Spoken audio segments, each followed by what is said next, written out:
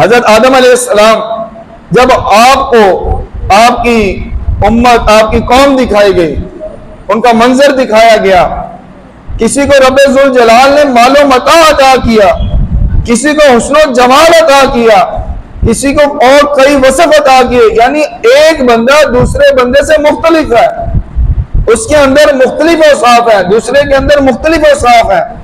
حضرت آدم علیہ السلام نے رب ذوالجلال کی بارگاہ کے اندر عرض کی، یا رب ذوالجلال تو نے انہیں برابری پر کیوں نہیں پیدا کیا، یعنی ان تمام کو ایک یکساں ایک جیسا کیوں نہیں پیدا کیا گیا؟ رب ذوالجلال کی بارگاہ کے اندر عرض کی گئی تو رب ذوالجلال نے ارشاد فرمایا تاکہ یہ میرا شکر ادا کرے۔ انسان جس حالت میں بھی رہے اس حالت میں رب ذوالجلال کا شکر ادا کرنا چاہیے۔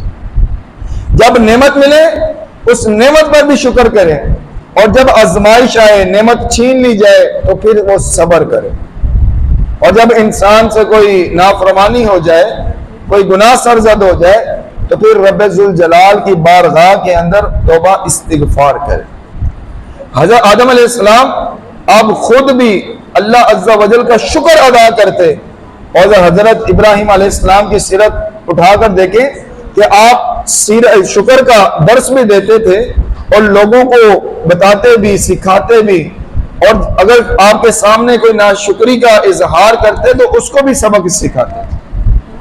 حضرت ابراہیم علیہ السلام اپنے بیٹے حضرت اسماعیل علیہ السلام ان کے پاس ان کے گھر ملنے کے لیے گئے۔ گھر کے اندر آپ کی بہو حضرت اسماعیل علیہ السلام کی بیوی موجود تھی، اور حضرت اسماعیل علیہ السلام گھر میں موجود نہ تھے۔ آپ نے اپنی بہو سے پوچھا کہ کس طرح معاملات ہیں، معاملات کی خبر لی، تو اس نے ناشکری کا اظہار کیا، اور جب جانے لگے تو حضرت اسماعیل علیہ السلام کے لیے پیغام چھوڑا باپ نے۔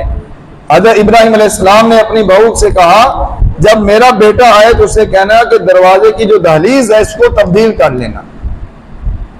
حضرت اسماعیل علیہ السلام گھر آئے، اور گھر کے اندر والد صاحب کی تشریف آوری ہوئی تھی، اور گھر خوشبو سے مہک رہا تھا۔ اپنے والد صاحب کی خوشبو کو محسوس کیا اور پوچھا کہ کون آئے؟ بتایا گیا کہ اس طرح آپ کے والد گرامی آئے۔ تمام واقعہ تفصیل سے بتایا بیوی نے، اور پیغام دیا کہ آپ کے والد نے آپ کے نام ایک پیغام دیا ہے کہ اپنے گھر کی جو دہلیز اس کو تبدیل کر لو، جو چوکٹ ہے اس کو تبدیل کر لو، یعنی اپنی بیوی کو طلاق دے دو۔ تو حضرت اسماعیل علیہ السلام نے فوراً اپنی بیوی کو طلاق دے دی۔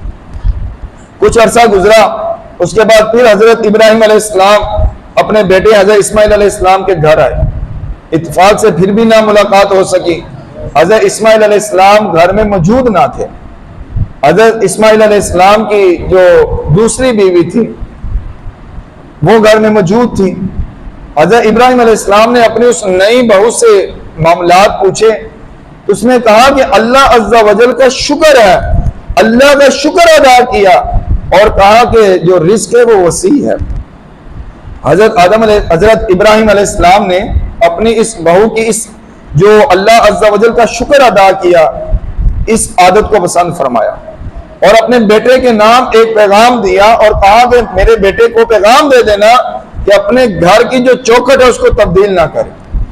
حضرت اسماعیل علیہ السلام گھر آئے اور تمام واقعہ بیوی نے بتایا کہ اس طرح آئے، خوشبو سے محسوس کر لیا کہ آج والد گرامی آج تشریف فرما گھر میں آ جائے تھے، اور بیوی نے جب تمام واقعہ تفصیل سے بتایا اور پیغام بھی دیا کہ آپ کے والد گرامی نے یہ پیغام دیا کہ گھر کی چوکھٹ کو تبدیل نہ کرنا، حضرت اسماعیل علیہ السلام نے فرمایا کہ تمہارا شکر ادا کرنے کی وجہ سے میرے والد گرامی نے اس عادت کو پسند فرمایا، اور فرمایا کہ اپنی بیوی کو طلاق نہ دینا۔